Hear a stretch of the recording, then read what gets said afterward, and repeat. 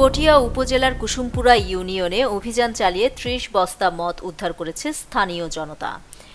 এই ঘটনায় একটি পিকআপ, একটি মোটরসাইকেল ও একটি সিএনজি সহ ৩ জনকে আটক করা হয়েছে। সূত্রে জানা যায়, সোমবার ভোরে ফজরের নামাজ শেষে বাড়ি ফেরার পথে মুসল্লিরা দেখতে পান একদল ব্যক্তি পিকআপ চালকের সঙ্গে ভাড়া নিয়ে তর্কাতর্কিতে জড়িয়েছে। সন্দেহ হলে স্থানীয়রা বিষয়টি জানতে চাইলে পিকআপে করে বান্দরবান থেকে বিপুল পরিমাণ মদ আনা হয়েছে বলে নিশ্চিত হন। পরে মুসল্লিরা গাড়িসহ সংশ্লিষ্টদের আটক করেন। স্থানীয় সূত্রে জানা যায়, আটক ব্যক্তিদের মধ্যে একজন পিকআপ চালক।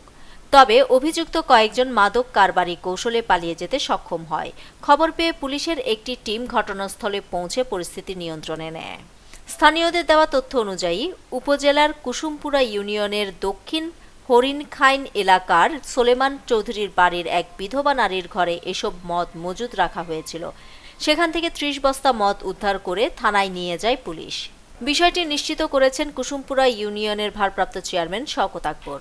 পুলিশ জানিয়েছে, আটক ব্যক্তিদের জিজ্ঞাসাবাদ চলছে এবং পলাতকদের গ্রেফতারের চেষ্টা অব্যাহত রয়েছে।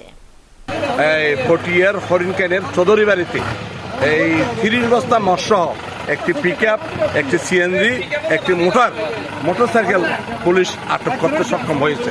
সৈয়দ আহমদ চৌধুরীর মসজিদ থেকে নামাজ পড়ে মুসল্লিরা বের হওয়ার পথে এই গাড়িগুলো দেখেছে, পুলিশকে খবর দিয়েছে, পুলিশ সাড়া দিয়েছে, এলাকার জনগণ সাড়া দিয়েছে।